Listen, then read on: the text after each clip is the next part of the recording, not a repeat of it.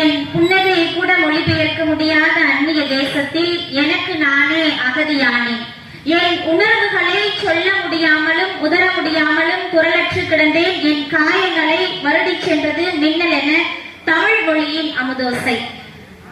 இங்கு அத்துணை பேரையும் இணைத்து அற்புதமான ஒரு பட்டிமன்றத்தை ஏற்பாடு செய்திருக்கக்கூடிய அன்னை தமிழை வணங்கி நடுவர் அம்மா அவர்களுக்கும் இனிமையான வணக்கங்களை தெரிவித்துக் கொள்கிறேன். இருதரப்பு அணி பேச்சாளர்களுக்கும் நடுவர் அம்மா அவர்களே, 9 மணிக்கு வந்து பாத்தீங்கன்னா ஆனந்தி நாடகம் அதை பார்க்கணும் அப்படின்ற ஒரு ஆர்வம் வந்து இல்லாம ஐபிஎல் மேட்ச் நேற்றே முடிஞ்சிச்சு. நடுவர் அம்மா அவர்களே, நியூஸ் பார்க்கணும் எந்தவித பல பொழுதுபோக்குகளை ஒதுக்கி வைத்துவிட்டு நம்முடைய பட்டிமன்றத்தை காண்பதற்காக கூடியிருக்கக்கூடிய கல்குறிச்சி வாழ் பொதுமக்கள் அத்துணை பேருக்கும் சிறந்த ஆழ்ந்த வணக்கங்களை தெரிவித்துக் கொள்கிறேன். நடுவர் அவர்களே, ஒரு அற்புதமான தலைப்பு, மகிழ்ச்சியான வாழ்க்கை திருமணத்திற்கு முன்பா திருமணத்திற்கு பின்பா. நடுவர் அவர்களே, முன்புதான் அனைவருமே மகிழ்ச்சியா இருக்கும். ஹலோ செக் செக் அங்க வரைக்கும் ஒளி கேட்கிறதா, கேட்டா கரவொலி எழுப்பலாம். எதுக்காக தெரியுமா நடுவர் அவர்களே, அங்க இருக்கவங்க கூட மகிழ்ச்சியா கை தட்டுறாங்க. இங்க உட்கார்ந்து இந்த 2 அண்ணனும் இங்க உட்கார்ந்துருக்கவங்களும் அவ்வளவு காமெடி சொல்றாங்க, அவ்வளவு சொல்றாங்க. ஆனா ஒரு இதுக்கு கூட காசு கொடுத்தாலும் சிரிக்க மாட்டாங்க போல. இல்ல ஒருத்தர் இளைஞர்ப்பா, அவர் வந்து வச்சுட்டா இருக்கிறாரு. ஒருத்தர் தான் பா வீட்டுக்காரம்மா நினைச்சிட்டு இருக்காரா என்ன தெரியும். என்ன காரணம் கேட்கிறோம் அவர்களே, திருமணம் ஆயிடுச்சு, பொறுப்புகளும் கடமைகளும் அதிகமாயிருச்சு. காமெடிக்காக நிறைய காமெடிகள் சொன்னாலும் சிரிப்பு வராத அளவுக்கு கவலைகள் வந்து நிறைஞ்சிருக்கு நடுவரம் அவர்களே. அதுதான் இன்றைய திருமணத்திற்கு பின்பான ஒரு வாழ்க்கையா இருக்கு நடுவரம் அவர்களே. இன்னைக்கு வந்து நம்முடைய கணேஷ் பாபா வந்து நிறைய விஷயங்களை வந்து பேசிட்டு போனாரு. திருமணத்தினால 2 குடும்பங்கள் இணையுது, நாங்க ஒத்துக்கிறோம். இல்லவே இல்லை நடுவரமா, ஒத்துக்கிறோம் நடுவரம் அவர்களே, இதை மறுக்கல. எனக்கு தெரிஞ்ச ஒரு அக்கா வந்து என்ன பண்றாங்க அப்படின்னா, திருமணம் ஆயிடுச்சு, 2 வருடத்துல வந்து பாத்தீங்கன்னா விவாகரத்துக்கு அப்ளை பண்றாங்க. என்ன காரணம்னு கேட்கும் பொழுது பாத்தீங்கன்னா, என்னுடைய கணவருடைய குரட்டை ஒளி வந்து தாங்க முடியல, அதனால நான் வந்து விவாகரத்து வாங்குறேன் அப்படின்னு. குடும்பம் தூக்கம், ஒரு மனுஷனுக்கு நிம்மதியான தூக்கம் ரொம்ப முக்கியம். தூக்கமே விடாம குரட்டை விட்டுட்டே இருந்தேன்னா எப்படிப்பா குடும்பம் நடத்துறது? அதனாலதான் நடுவரம் அவர்களே, திருமணத்திற்கு முன்பு எங்களுடைய தூக்கம் கூட மகிழ்ச்சியா இருக்கு, ஆனா திருமணத்திற்கு பின்பாக தூக்கம் கூட பறி போயிருச்சு அப்படின்றத நாங்க வருத்தத்தோட தெரிவிச்சுக்கொள்ள நடுவரம் அவர்களே. மனைவி வந்து அக்கறையோட எங்களை வந்து இது பண்ணுவாங்க, சாப்பிட்டு தூக்குங்க, எங்கேயாவது ஒருத்தரம் போயிட்டாலும் சாப்பிட்டு தூக்குங்க அப்படின்னு நம்ம கணேஷ் பாபா நான் வந்து சொல்லுவாங்க. எதற்காக, என்ன காரணம் தெரியுமா நடுவரம் அவர்களே, சம்பளம் 1ஆம் தேதி ஆனா வாங்கி கொடுக்கணும்ல, குடும்ப செலவுக்கு சம்பளம் வேணும் நடுவரம் அவர்களே. இதே வந்து எங்களுடைய அம்மாக்கள் அப்படி செய்ய மாட்டாங்க. ஏன் அப்படின்னா, இன்னைக்கு வந்து எந்தவித 30 வயது வரைக்கும் அவர் திருமணத்திற்கு முன்பாக பணிக்கு செல்லாமே வீட்டுல இருந்தார் அப்படின்னா, அவருக்கு உணவு அளித்து அவருக்கு வந்து உடைகளை வாங்கி கொடுத்து அவரை மகிழ்ச்சியா வச்சுக்கிட்டது யார் அப்படின்னா என்னுடைய பெற்றோர்கள் நடுவரம் அவர்களே. அவர் எப்ப மகிழ்ச்சியா இருந்தார் அப்படின்னா, நீ வந்து சாப்பிட்டு போய் தூங்கு, நாளைக்கு சம்பாதிச்சு கொடுக்கணும் அப்படின்னு சொல்ற மனைவி கிட்ட மகிழ்ச்சியா இருக்காரா? எந்தவித வேலைக்கும் போகாம 30 ஆண்டுகள் தன்னுடைய பிள்ளைக்கு சாப்பாடும் ட்ரெஸ்ஸுகளும் வாங்கி கொடுத்த பெற்றோரோட மகிழ்ச்சியா இருந்தாரா அப்படின்றத நான் வந்து கேள்வியா வைக்கணும்னு நினைக்கிறேன் அவர்களே. நம்முடைய ராஜா சார் மகிழ்ச்சியான வாழ்க்கை அப்படின்றத மறந்துட்டு பொறுப்பான வாழ்க்கை எங்க இருக்கு அப்படின்ற தலைப்புல வந்து அற்புதமா எங்களை வந்து பதில் சொல்லிட்டு போனார் நடுவர் அவர்களை, குறை சொல்லிட்டு போனார். மொபைல்ல இருக்கும் அப்படின்னு சொல்லிட்டே இருந்தாரு. அதே மொபைல்ல எங்களுடைய இளைஞர்கள் ஒரு செய்தியை பரப்பி ஜல்லிக்கட்டுக்காக பல்லாயிரக்கணக்கான மக்களை திரட்டினாங்க அப்படின்னு சொன்னா, அதே மொபைல்ல தான் இன்னைக்கு கிருஷ்ணகுமார் அண்ணா ஒரு மெசேஜ பார்த்தோம்னா இன்னைக்கு பல்வேறு இடங்களுக்கு சென்று பிளட் டொனேஷன் பண்ணிட்டு இருக்காங்க அப்படின்னு சொன்னா, இந்த மாதிரி இளைஞர்களும் ஒரு சமுதாயத்துல இருக்கிறாங்க அப்படின்றத நான் பதிவு பண்ணணும்னு நினைக்கிறேன் நடுவர் அவர்களே. 100ல போயிட்டு 108 வந்து பின்னாடியே வரும் அப்படின்னு சொல்லுவாங்க. நண்பன் படத்துல நம்ம தளபதி விஜய் வந்து பாத்தீங்கன்னா அவருடைய ஃப்ரெண்டோடைய அப்பா வந்து பாத்தீங்கன்னா 108 கூட வராது அவர்களே.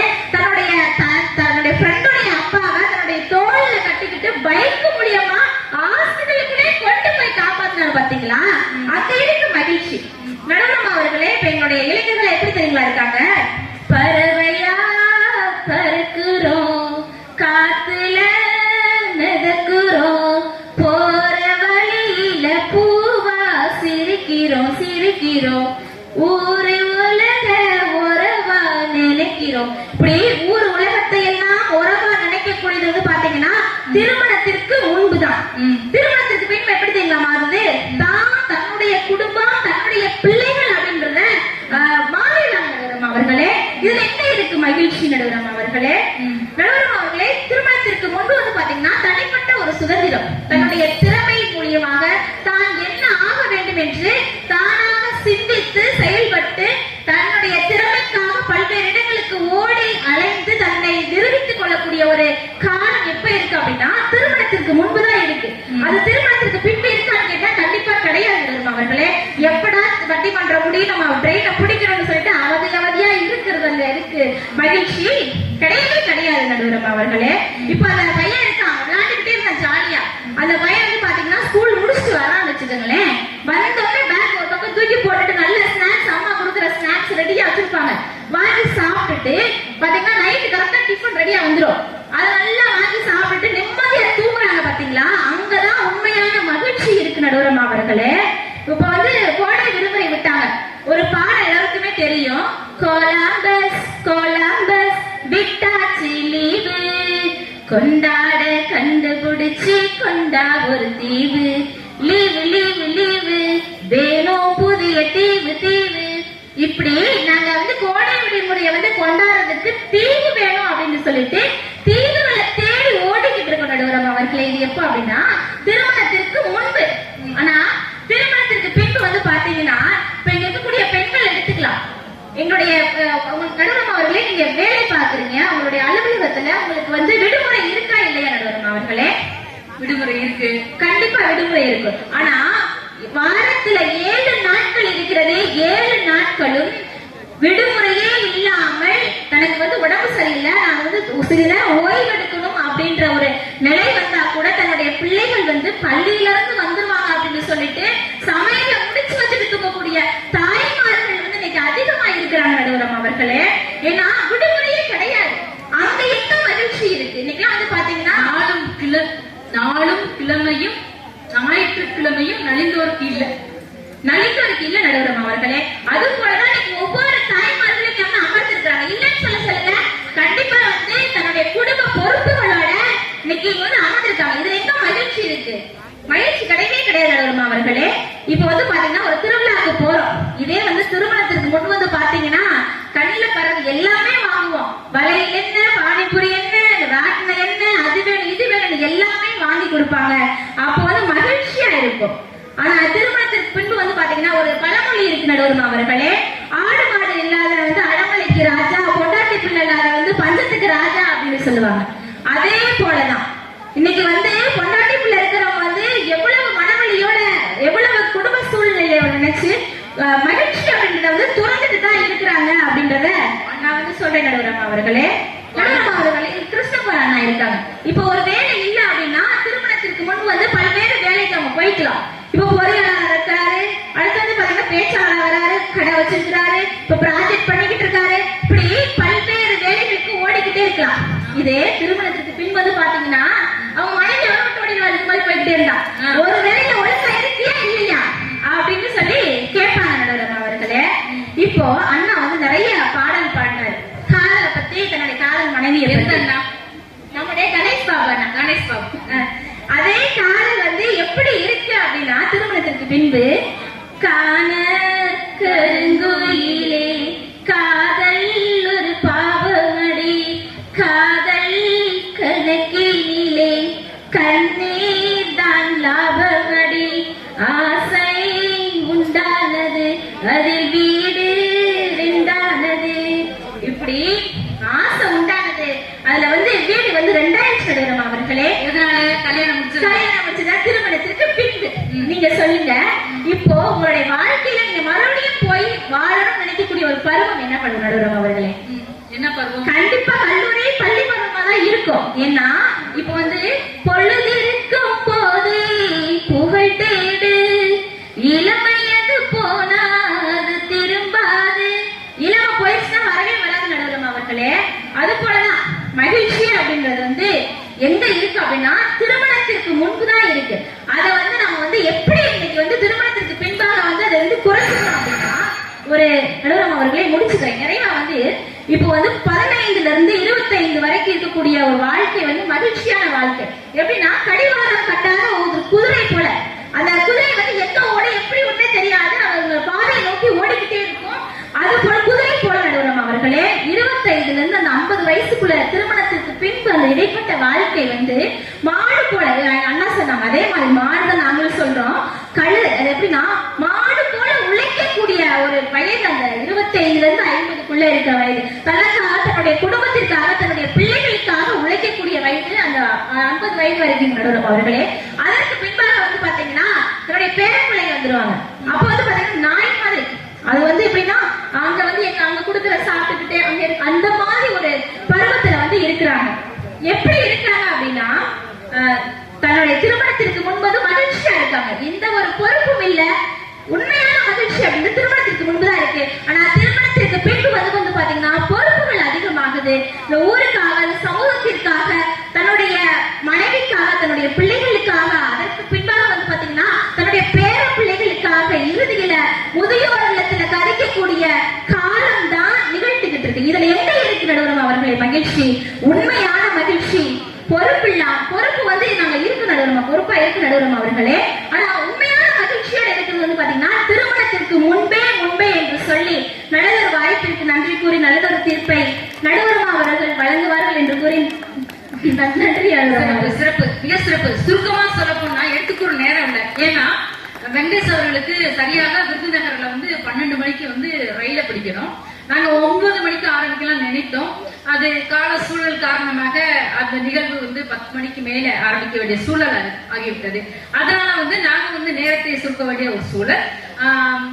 என்ன சொன்னாங்க அப்படின்னா, திருமணத்துக்கு பின்பு எல்லாருக்கும் வந்து தனக்காக வாழாம பெண்களாக இருக்கட்டும், ஆணாக இருக்கட்டும், தந்தையாக இருக்கட்டும், தாயாக இருக்கட்டும், தனக்காக வாழல, தன்னுடைய குழந்தைகளுக்காக, வீட்டுல மத்தவங்க யாராவது இருந்தாங்கன்னா அவர்களுக்காக, தனக்காக வாழாமல் பிறருக்காக வாழ்கிறோம், அதுதான் தனக்காக வாழ்வது மகிழ்ச்சி, பிறருக்காக வாழ்வது மகிழ்ச்சி அல்ல என்பதை இங்க பயன்படுத்தியிருக்கிறார். அவருக்கு அனைவர் சார்பாக வாழ்த்துக்களும் பாராட்டுகளும் நன்றியை தெரிவித்துக் கொண்டு தற்பொழுது இந்த பக்கம் ஒரு அணியின் நிறைவு பேச்சாளராக ஆசிரியர் ராஜசுரேஷ் அவர்களை அன்போடு அழைக்கிறேன். இப்பதான் கரெக்டா இருக்கு, இவ்வளவு நேரம் சரியில்லை.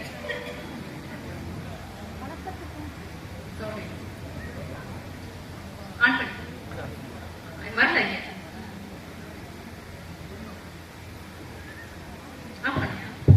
அங்க இது பண்ணிட்டீங்களா? வணக்கத்திற்கும் பாராட்டுக்குரிய நடுவர் அவர்களே, 2 அணி பேச்சாளர்களுக்கும் அருமையாக இந்த கும்பாபிஷ விழாவை ஏற்பாடு செய்த சீரோடும் சிறப்போடும் எழிலோடும் அழகோடும் ஏற்பாடு நடத்தி கொண்டிருக்கின்ற விழாக்குள்ள பெருமக்களுக்கும் மற்றும் பெரியோர்கள், தாய்மார்கள், குழந்தைகள், இளைஞர்கள் அனைவருக்கும் என் அன்பு கலந்த முதல் வணக்கத்தை தெரிவித்துக் கொள்கிறேன். சபா அன்னையும் பிதாவும் முன்னரே தெய்வம், ஆலயம் கொள்வது சாலவும் நன்றே, இல்லறம் அல்லது நல்லறம் இல்ல என்று கொன்றை வேண்டல்ல ஔவையார் அழகா சொல்லியிருக்காரு. மனைவி சொல்லே மந்திரம். ஆமாம் நடுவர்களே, நம்ம இப்ப இல்லறத்தை பத்தி பேசினால கணவனும் மனைவியும் 2 பேரும் பத்தி நான் சொல்லணும். மனைவி எதுவும் சொல்ல முடியாதுல்ல, அதனாலதான் இல்லறத்துக்கு மீறிய ஒரு நல்லறம் இந்த உலகில் எதுவுமே இல்லை. அறம் சார்ந்த நல்ல குடும்பங்களோட ஒரு இளைஞனாலும் சரி, ஆணாலும் சரி, பெண்ணாலும் சரி வாழ்ந்தால்தான் அவனை இந்த ஊர் வந்து மெச்சுக்கிறோம். ஒரு கல்யாணமே ஆகல ஒரு ஆணை, சொத்து நிறைய இருக்க, உதவி பண்றாரு, ஊர் எல்லாம் சொல்லும் அவன் என்ன பாவம் பண்ணணும்ப்பா, கல்யாணம் பண்ணல, குழந்தை பிறக்கல, அதுவே வறுமையில இருக்காரு, அன்றாடம் வேலைக்கு போய் அன்றாடம் சமைச்சு ஒரு 4 பிள்ளை குட்டி நல்லா வாழ்றாரு, கொடுத்து வச்சிருப்பா, எவ்வளவு அழகான மனைவி, குழந்தைகள் வச்சு வாழ்றாங்கன்னு எப்படி ஊரு பாராட்டும் நடுவர்களே. அழகான மனைவி இதுக்கு நடுவர்களே அந்த பாட்டை பின்னாடி நான் பாடுறேன். கணவன் ஒரு மனிதனுக்கு எது, கணவன் மனைவியும் வாழ்கின்ற வாழ்க்கை தான் எதனால அர்த்தம், ஒருவர் எனக்கு உனக்காக, உனக்கு நான் அப்படின்ற வாழ்கிற வாழ்க்கை தான் நடுவர்களே திருமணம். திருமணத்துக்கு முன்பே தனக்காக வாழ்றாங்க, அவங்க வந்து பிறரிடமிருந்து அன்பை வாங்கி கொள்றாங்க. திருமணத்துக்கு பிறகுதான் என்னோட அன்பை என் கணவருக்கும், கணவனோட அன்பை எனக்கு பகிர்ந்து கொள்கிறோம் நடுவர்களே. ஒரு பொருளை பெறுவதில் மகிழ்ச்சி இல்ல, கொடுப்பதெல்லாம் நடுவர்களே எங்களுக்கு மகிழ்ச்சி. திருமணத்துக்கு முன்பு கூட டீ சூப்பரா போட்டு கொடுத்தாரு, அவர் தருவதுல அவருக்கு மகிழ்ச்சியா தூங்கிட்டே போய் டீ போட்டு கொடுத்தாரு. இவங்களுக்கு எல்லாம் வந்து டீ போட வேண்டியது, ஆனா டீ குடிச்ச நமக்கு மகிழ்ச்சி. நல்லா டீயை குடிக்கணும்னா சவுண்ட் சூப்பரா வரும். திருமணத்துக்கு முன்னாடி வாழ்க்கை வந்து 9 மணிக்கே கொடுத்துக்கலாம். காற்றாற்று வெள்ளம் போல ஓடிக்கொண்டே இருக்கு. அதுல ஒரு பிரோஜனம் இல்ல. நம்ம எதிரே எல்லாம் பேசிட்டு போனாங்க, நாங்க தான் கெட்டுன்னு. இப்ப IPL போட்டி நடந்துச்சு, கர்நாடக அணி ஜெயிச்சிச்சு. ஆனா வெற்றி விழா கொண்டாடுறது இளைஞர்கள் ஒரு இதுவே இல்லாம போட்டி முண்டி போட்டு செஞ்சுட்டு எத்தனை பேர் உயிர் வித்துட்டாங்க. இதுக்கெல்லாம் யார் காரணம்? பொறுப்பே இல்லாத இளைஞர் தான் நடுவர்களே. பொறுப்புள்ள ஆண்மகன் யாராவது போய் கூட்டத்துல சிக்கிட்டாங்களா? கிடையவே கிடையாது. என்னங்க இவ்வளவு பேர் இருக்காங்க பொறுப்பான ஆண்மகன் நடுவர்களே. நான் இங்க சொல்லல, கர்நாடகால பேசிட்டு இருக்கேன் நடுவர்களே. தண்ணி விட மாட்டாங்க பாத்துக்கோங்க. திருமணத்துக்கு பேர நிறைய கொடுப்பாங்க. திருமணத்துக்கு பிறகு வந்து சரளமாக ஓடக்கூடிய நதி போன்றது. அந்த நதி வந்து நிறங்களையும் மலங்களையும் மக்கள்களையும் குளிர்விக்க செய்கிறது நடுவர்களே. ஒரு ஆணுடைய வாழ்க்கையில் ஒரு பெண் வந்த பிறகுதான் 0 வாட்ஸ் பல்பா இருந்த வாழ்க்கை 1000 வாட்ஸ் பல்பாக பிரகாசமா ஒளிரக்கூடிய நடுவர்களே. தாய் இல்லை என்றால் இளமை இல்லை, தந்தை இல்லை என்றால் குடும்பத்தில் செல்வி இல்லை, சகோதரன் சகோதரி இல்லை என்றால் பாசம் இல்லை, நண்பன் நண்பி இல்லை என்றால் உதவின்னு கேட்க ஒருத்தனும் இல்ல.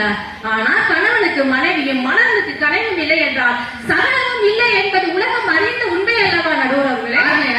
திருமணத்துக்கு பின்புதான் என்னுடைய பலருடைய வாழ்க்கையில் பொன்னான நாளா அமைஞ்சிருக்கு. இதை மறக்கவே முடியாது. நம்ம அம்மா திருமணம் அம்மாவை பாருங்க எவ்வளவு சந்தோஷமா உற்சாகமா உட்கார்ந்துருக்காங்க. ஆனா கல்யாணம் ஆகாத பொண்ணு அந்த பொண்ணு பக்கத்திலேயே உட்கார்ந்துருக்கு. எப்படா நம்மளுக்கு கல்யாணம் ஆகும், இவங்க பேசுறதும் அருமையா இருக்க, எப்ப நம்ம அந்த அனுபவத்தை கொண்டாடுவோம் எதிர்பார்த்துட்டு இருக்காங்க நடுவர்களே.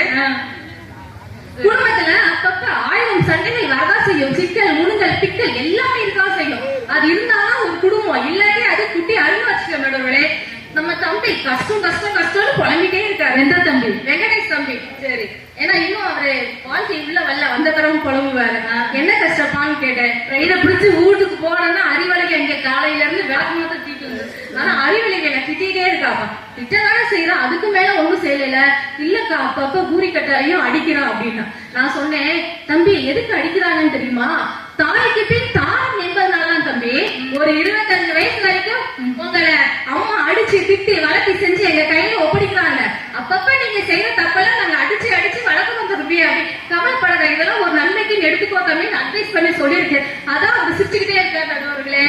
சூப்பர். அதனால கண்ணதாசன் நம்ம எல்லாருக்குமே தெரியும், திரையுலகில் 5000 பாடல்கள் வெற்றிருக்காரு.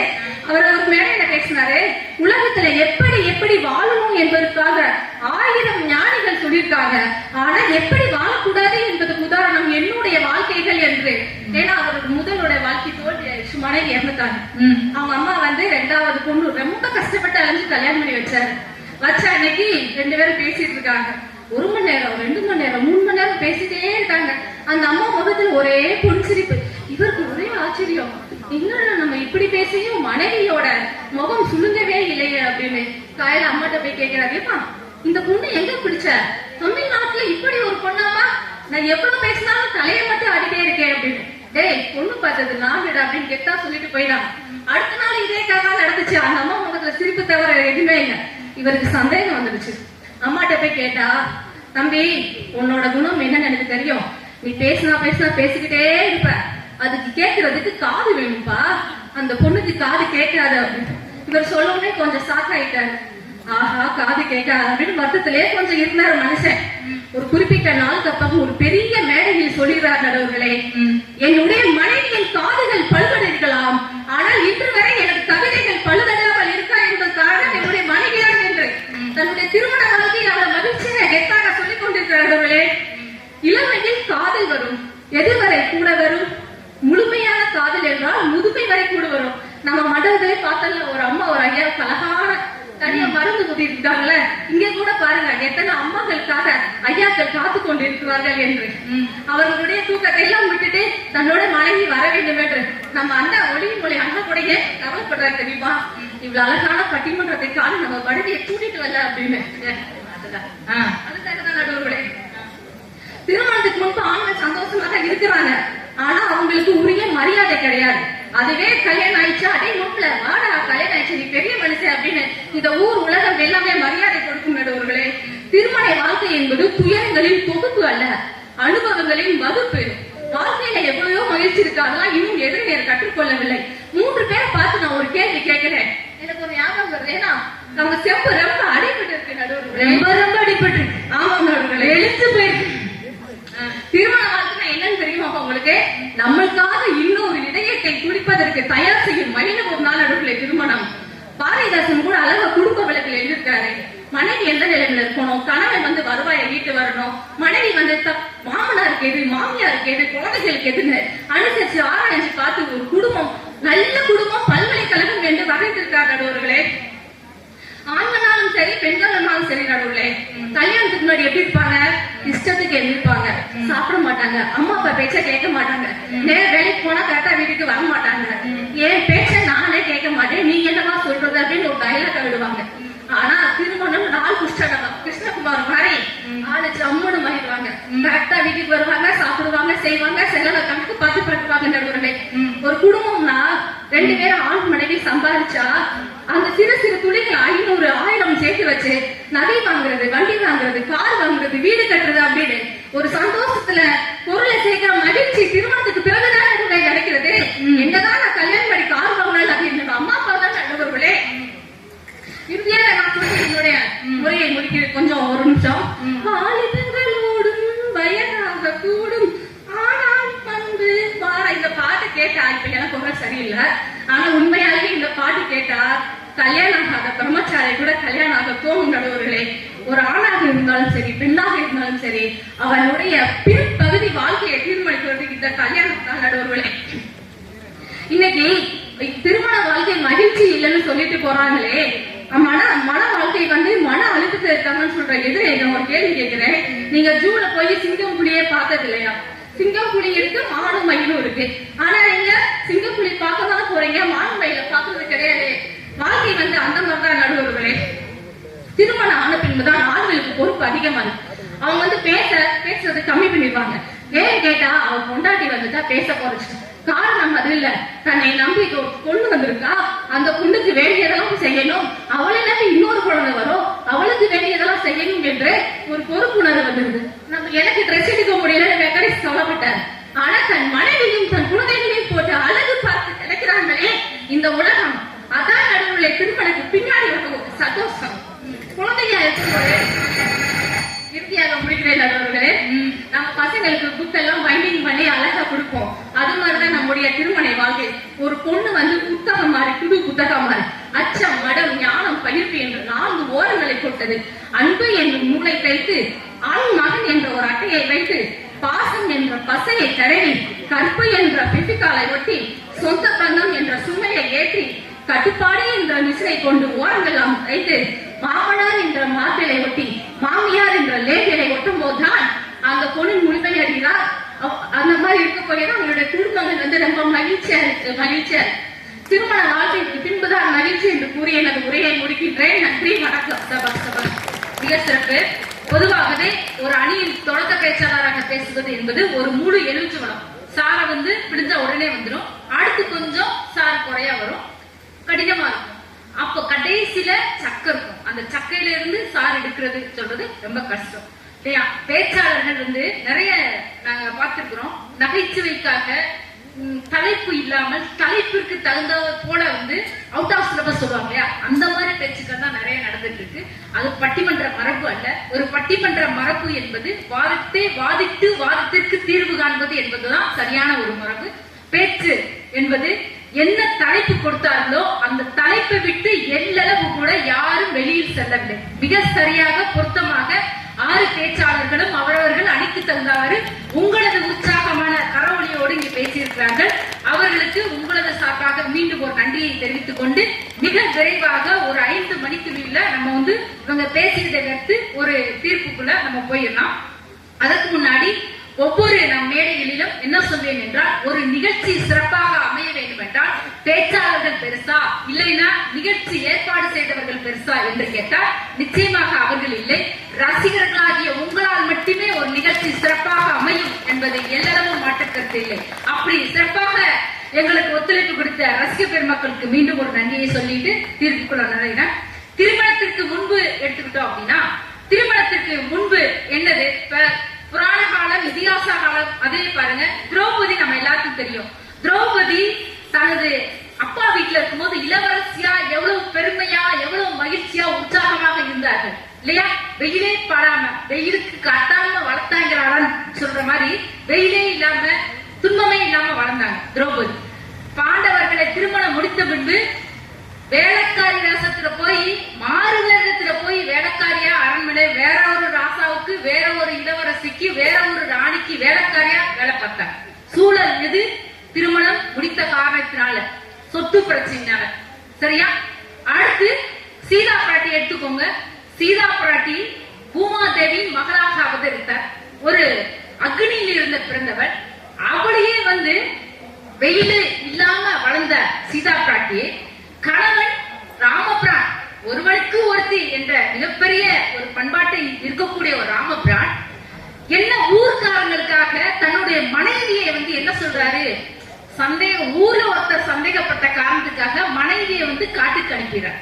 அப்ப திருமணத்திற்கு பின்பு அவளுக்கு மகிழ்ச்சி இருந்துச்சா என்று கேட்டா அவருக்கு இல்ல. முன்பு மகிழ்ச்சி இருந்துச்சு, பின்பு இல்ல. சரி, இது அடுத்து வேற யாரு? நல்ல தங்காள். நம்ம எல்லாருக்கும் தெரியும், பெரியவங்க நிறைய பேர் இருக்கீங்க. நல்ல தங்காள் குழந்தை இல்லாம தனியாக இளவரசியாக ஒரு வீட்டுல இருக்கும்போது, அம்மா அப்பா கிட்ட இருக்கும்போது அவ மகிழ்ச்சியாகத்தான் இருந்தா. ஆனா கல்யாணம் முடிச்சு குழந்தை பார்த்ததுக்கு அப்புறம் குழந்தைகளை வளர்க்க முடியாம அவ தற்கொலை பண்ணிட்டான். இதே போல எத்தனையோ நல்ல தங்காள்கள் இன்றைக்கும் இருக்கிறார்கள். தன்னுடைய குடும்ப பாரத்தை சுமக்க முடியாமல் எத்தனையோ நல்ல தங்காள்கள் இன்றைக்கும் செய்தித்தாள்களில் பார்த்து கொண்டு இருக்கிறோம். அவர்கள் வாழ்வின் எல்லை வேறு மாறி சென்று கொண்டு இருக்கிறது.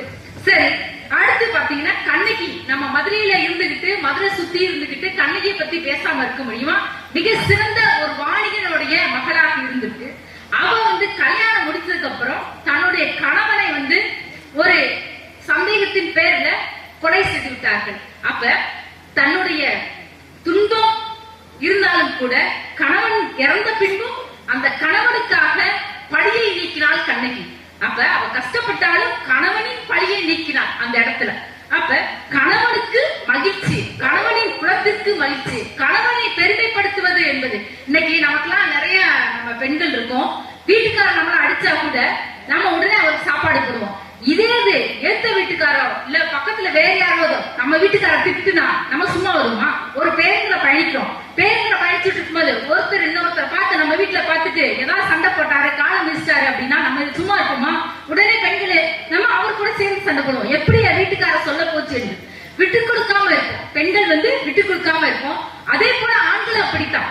ஆண்களும் தான் கட்டிய மனைவி மீது அதீத பாசம். வீட்டுல சண்டை போட்டால் சின்ன சின்ன விஷயத்துக்கு இருந்தா கூட வெளியில விட்டு கொடுக்காம இருப்பார்கள். கடைசி வரைக்கும் கட்டிய மனைவியை காப்பாற்றக்கூடியவர்கள். உடம்புல பல்வேறு பாரங்கள் பொம்பளைங்க வெளியில சொல்லிடுவோம், கத்துவோம், கதறுவோம், கண்ணீர் விட்டு அழுவோம், புலம்புவோம். இதெல்லாம் செயல்பாடுகள் செய்து நம்ம காட்டுவோம் நம்ம எதிர்ப்ப. ஆனா ஆண்கள் தன்னுடைய குடும்ப கஷ்டத்திற்காக அப்படியே புழுவாக இருந்து அனைத்தையும் தன்னுடைய மனதில் போட்டு புதைத்து வைத்துக் கொண்டு குடும்பத்திற்கு மெழுகுவர்த்தியாக, குடும்பம் என்ற விளக்கு எரிவதற்கு, அந்த தீபம் எரிவதற்கு மெழுகுவர்த்தியாக உருகிக்கொண்டு இருப்பவர்கள் ஆண்கள் திருமணத்திற்கு பிற்பாடு. அப்ப நம்ம இளைஞர்கள் பாத்தீங்கன்னா கிருஷ்ணகுமார் பாரி ஒரு இளைஞர்கள் நம்ம ஊர்ல, அதாவது இளைஞர்கள் எல்லாருமே தவறானவர்கள், தவறான பாதையில போறான்னு சொல்ல முடியாது. இளைஞர்கள் இன்றைய சூழல்ல சமூக சேவை, மிக பொறுப்பான சமூக சேவை ஆற்றக்கூடிய நபர்களாகவும் இருக்கிறார்கள்.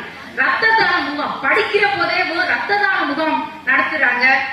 அந்த ஊர்ல நம்ம கல்குறிச்சி ஏரியா சுத்தி பாத்தீங்கன்னா மரம் நட்டு இளைஞர்களா சேர்ந்து விடுமுறை நாட்களில ஒரு தனியாக தமிழன் சிறகுகள் அறக்கட்டளை அமைத்து அது முற்றிலும் இளைஞர்கள், அந்த இளைஞர்கள் மரம் நடுகிறார்கள். இப்ப நிறைய சேவைகளை செய்து கொண்டிருக்கிறார்கள். அன்பு தங்கை சொன்னார்கள், சமீபத்துல நம்ம ஜல்லிக்கட்டு பாரம்பரிய விளையாட்டு எது? ஜல்லிக்கட்டு. அந்த ஜல்லிக்கட்டை மீட்டெடுத்தவர்கள் யார் என்று கேட்டால் அது நிச்சயமாக முற்றிலும் இளைஞர்களால் உருவாக்கப்பட்ட ஒரு முயற்சி.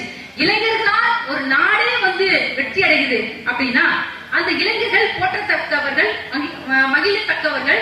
அந்த இளைஞர்களை நாம் மகிழ்ச்சியாக கொண்டாடி வருகின்றோம். அந்த இளைஞர்களும் மகிழ்ச்சியாகத்தான் இருக்கிறார்கள்.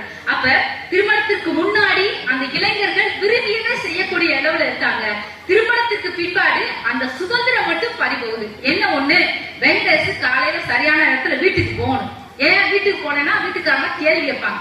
எல்லாரும் வீட்டுல உண்டு. ஏன்னா வீட்டுக்காரர் கரெக்டா 10 மணிக்கு வரணும், அவர் நேரத்துக்கு சாப்பிடணும், நேரத்துக்கு தூங்கணும், இல்லைன்னா அவர் உடல்நலம் பாதிக்கும். அது அடிப்படையில பெண்கள் வினாக்கள் எடுக்கிறார்கள். அந்த வினாக்கள் எழுப்புவது என்பது அது குடும்ப நன்மைக்காகவும் அவருடைய நன்மைக்காகவும் தான் இல்லையா? இது அவருக்கு மகிழ்ச்சியா தானே இருக்குது. இதை நம்ம துன்பம் சொல்ல முடியாது. திருமணத்திற்கு பின்பு சுதந்திரம் இது கடினமான கண்டிப்பு கலந்த ஒரு பாசம் என்று சொல்ல வேண்டும். சரி, பைக்கு, அதாவது வீட்டுல பள்ளிக்கூடத்து பசங்க 10ஆம் கிளாஸ் படிக்கும் போதே 12ஆம் கிளாஸ் படிக்கும் போதே பைக் வாங்கி கொடுக்கலன்னு சொல்றதுக்காக தற்கொலை பண்ணிக்கிறாங்க. பிள்ளைங்க ஒண்ணு சொல்ல முடியல, கோபத்துல ஒண்ணு திட்ட முடியல. சாப்பாடு சாப்பிடுறா அப்படின்னு சொன்னா மூணே இருப்பான். ஏன் கேட்டா பைக் வாங்கி கொடுக்கணும், முடியாது. ஏதாவது சத்தம் போட்டா கோச்சிட்டு வீட்டை விட்டு போயிடுவான், இல்லன்னா வேற மாதிரி ஏதாவது செஞ்சுவான். பிள்ளைங்களை கண்டிக்கவே முடியல தாய் தந்தையர்களும் பிள்ளைங்க மதிக்காம இருக்காங்க. அப்பேற்பட்ட சூழல். அப்ப பிள்ளைங்களே புரிந்து கொள்ள வேண்டும். பிள்ளைகள் சுதந்திரம், அந்த இடத்துல எதற்கு சுதந்திரம் கொடுக்க வேண்டுமோ அதற்கு சுதந்திரம் கொடுக்கணும். சுதந்திரம் கொடுக்காததுக்கு கண்டிப்பு நிச்சயமாக வேண்டும். பிள்ளைகளை சரியாக வளர்த்தால்தான் நாடு, நம்ம குடும்பமும் நமது நாடும் மகிழ்ச்சியாக இருக்கும். அப்ப கேப்டன் முகுந்த பத்தி நம்ம சொல்லி ஆகணும். சமீபத்தில் அமரன் படம் எல்லாரும் பார்த்திருப்பீங்க. அமரன் படம் கேப்டன் முகுந்த் நாட்டுக்கே மிகப்பெரிய ஒரு தீவிரவாத கும்பலை சுட்டு விட்டுனா நாட்டை ஆபத்திலிருந்து காப்பாற்றினாரு. ஆனா அம்மா அப்பா என்ன பண்ணாங்க, அந்த கேப்டன் முகுந்த் நீ ராணுவ வேலைக்கே போக கூடாது, என் பக்கத்திலேயே இருக்கணும்னு சொன்னாங்க அம்மா அப்பா. ஆனா கட்டின மனைவி என்ன சொன்னாரு, என் வீட்டுக்காரர் என்ன ஆசைப்படுறாரோ அது நிச்சயமாக நிறைவேறும் சொல்றாரு. மனைவி இன்றைய காலகட்டத்துல மனைவியானவள் நிறைய வேலைக்கு போய் படிக்க வைக்கிறாங்க வீட்டுக்காரர் என்ன பண்றாரு, மனைவியை படிக்க வைக்கிறாங்க. அதுக்கு நம்ம தமிழ்நாட்டுல முதல்ல பழங்குடி இனத்தை சேர்ந்த ஸ்ரீமதி என்ற பெண் நீதிபதி ஆயிருக்கார் என்றால் தனது கணவர் திருமணம் முடிந்த 2வது நாள் தேர்வு எழுத வைத்து நீதிபதி ஆக்கியிருக்கிறார்.